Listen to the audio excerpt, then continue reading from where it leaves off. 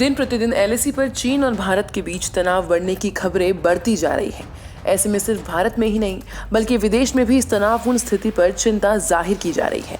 इसी बीच अमेरिका के एक प्रभावशाली सांसद ने लद्दाख में भारतीय सीमा के पास चीन की लगातार जारी निर्माण गतिविधियों संबंधी खबरों पर अपनी चिंता जताते हुए कहा कि यदि ये खबरें सही है तो यह चीन की ओर से उकसाने वाला कदम है और यह दक्षिण चीन सागर में जारी बीजिंग की गतिविधियों जैसा ही है।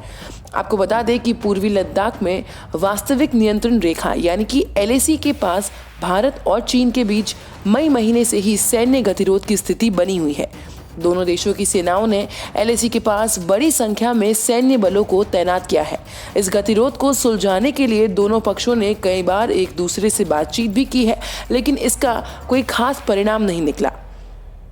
अमेरिका की डेमोक्रेटिक पार्टी के सांसद राजा कृष्णमूर्ति ने कहा, यदि यह खबरें सही है तो यह चीनी सेना का जमीनी तथ्यों को बदलने के लिए उकसाने वाला एक और कदम होगा।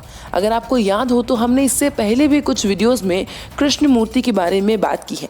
आप उन वीडियोस के जरिए इनके बारे में और अच्छे से जान पाएंगे।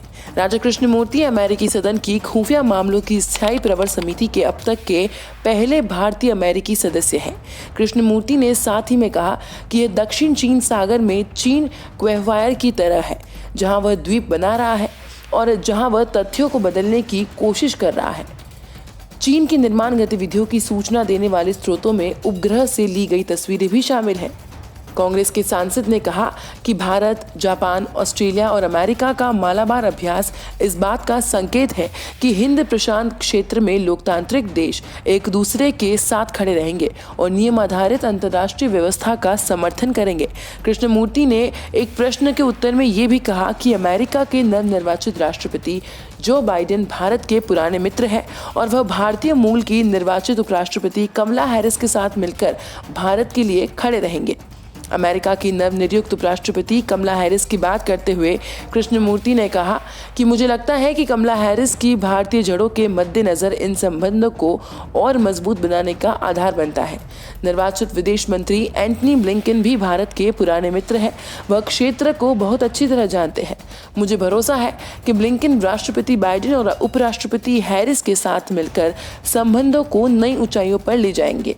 हम डेमोक्रेटिक एवं रिपब्लिकन राष्ट्रपतियों के अपनाए इस रुख को बरकरार रखेंगे कि हम क्षेत्र में भारत के साथ खड़े हैं और चीन समेत किसी भी पड़ोसी द्वारा होने वाली हर प्रकार की सैन्य कार्रवाई के सख्त खिलाफ है। कृष्णमूर्ति ने अपनी बात खत्म करते हुए कहा कि अमेरिका भारत के साथ खड़ा है और कोविड-19 से निपटना भारत और अमेरिका के लिए पहली प्राथमिकता होनी चाहिए।